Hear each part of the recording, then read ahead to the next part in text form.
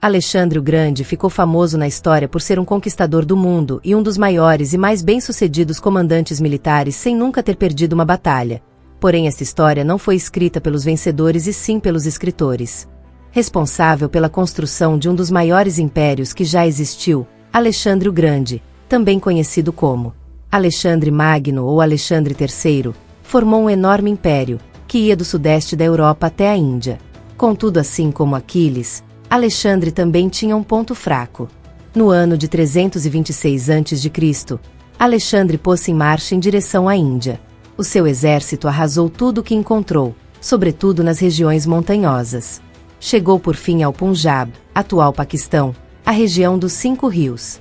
Ali, na margem do rio Hidáspes, o rei indiano Porus aguardava-o com mais de 80 elefantes de guerra, numa formação de batalha impressionante. A versão oficial que aprendemos por anos sobre esta batalha foi que Alexandre enfrentou e venceu o rei, apesar do uso de elefantes de guerra.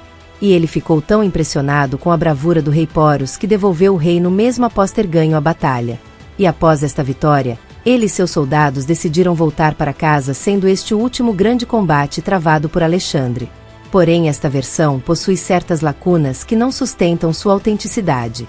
Tudo sobre esta guerra está apenas em registros gregos, enquanto os registros indianos não mencionam Alexandre e Porus na Batalha de Hidáspes, e a Universidade de Taxila, no atual Paquistão, uma das maiores universidades do mundo antigo, estava apenas a alguns quilômetros de onde aconteceu a batalha.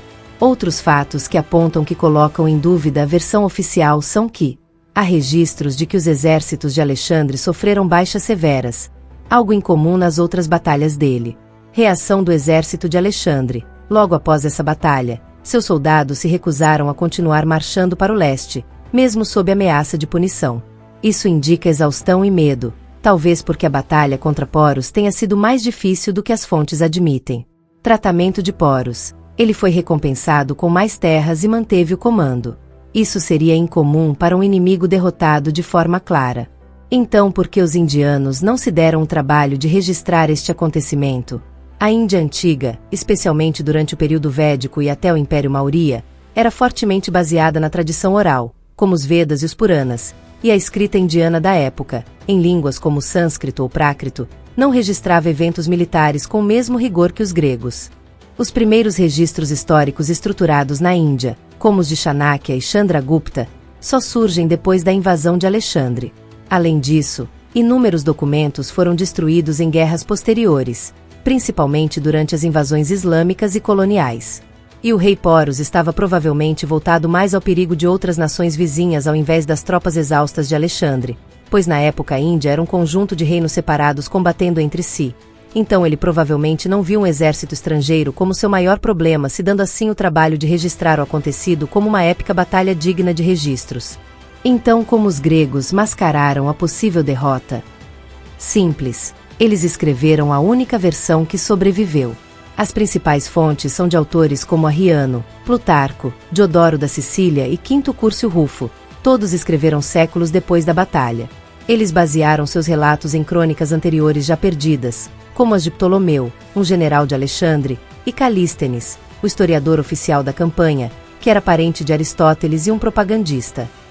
Esses escritores tinham interesse direto em manter o mito do conquistador invencível, principalmente porque Alexandre era usado como símbolo político e moral no mundo helenístico e romano.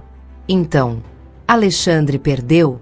Provavelmente não uma derrota clássica, como ser expulso ou ver seu exército aniquilado, mas pode ter sido um empate sangrento, ou uma vitória pírrica. Ganhou a batalha, mas perdeu moral, logística e apoio do próprio exército.